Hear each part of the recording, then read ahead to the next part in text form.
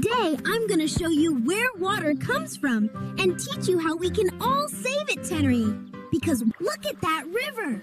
Water flows through rivers like that one, Rag. And that's actually one of the places we get our water from. See how clear and clean that water looks?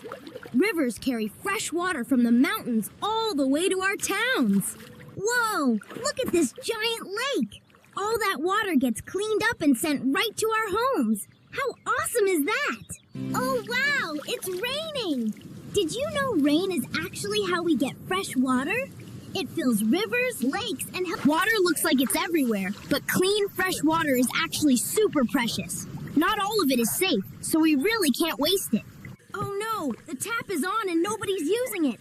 All that clean water is going right down the drain. We have to fix this. There we go. Always turn off the tap when you're not using it hard. It's so easy, and every single drop of water counts. Look at this garden. Plants and flowers need water to grow and stay alive, just like we do.